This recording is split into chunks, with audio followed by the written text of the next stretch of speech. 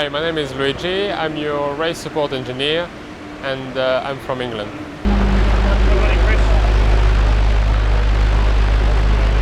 To put the tires back on. Luigi, where do you even start designing a car like this? Does it start with a pencil sketch, or is it an evolution from what the Vantage was before? Well, you start from the road car. The car has to look like the road car, and then you've got the homologation that tells you what you're allowed to do and what you're not allowed to do. For example, we are allowed to put a rear wing, which is not on the road car obviously, but you've got certain limits on the width, on the height, etc. The car has to be above a certain height, not too wide, not too long. It's all depending on what the road car was. Do you want to take us on a little bit of a tour in the car? Talk to us about it. So, as we said, we started by the wing, for example. The wing has to have a certain width, which is about 91% of the width of the car. We are limited this year with a big gurney that you can see here. It has to be 25 millimeters thick, and we can't do lower. We can adjust, obviously, the wing depending on each circuit. Then you've got inside the boot.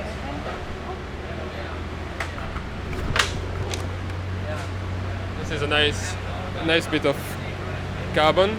So you've got all the cooling coming from the sides of the car, going towards oil cooler and gearbox cooler. This is the engine oil tank, and here we've got the fuel tank, which is protected by a thick carbon plate. On the passenger side, you've got the aircon, which is compulsory. We have to run below 32 degrees. You've got all the telemetry kit, the data logging, the compressor and accumulators that are for the paddle shift, and the whole dashboard, which is carbon, and it has to look like the original car as well. So we just do a mold of the original car and do it in carbon, which is a lot lighter. All the switches are for the driver. He has to know what to switch on and what to switch off all the time. We tell him on the radio, but they are all labeled and it should be alright by night and by day. The seat, as you can see, is a race seat, and obviously you've got the seat belts. Should we go around the other side? Yeah, we'll go the other side. So we also have a driving seat. Steering wheel it has a paddle shift, which is on the left, on the right. Up will be on the right, down will be on the left.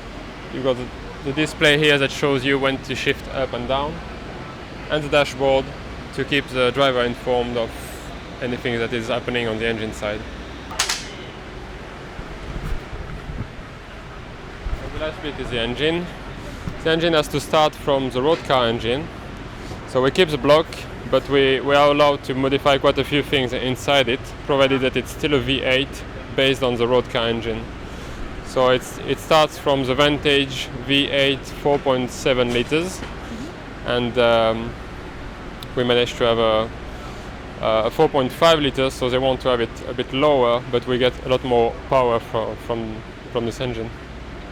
We've got also restrictors, which are here and there. We are not allowed to run a free intake. Every car on this class is restricted, and we have to make sure, the scrutineers have to make sure that the car runs on the right restrictors for each circuit. For this circuit, Sebring is a bit different. We are asked to have bigger restrictors. And in the pit lane, you're actually behind the computer checking out the stats of the car. Yeah. What are you looking at? We actually see all the sensors that are in the car. You've got about 50 sensors that gives you information on what the car is doing and what the driver is doing. So my first thing is to check that the engine is doing all right, then the gearbox. So yeah, quite a lot of things to check, and we need to be two for this. One looks only at the car, and the other one looks at the chassis data. Brilliant.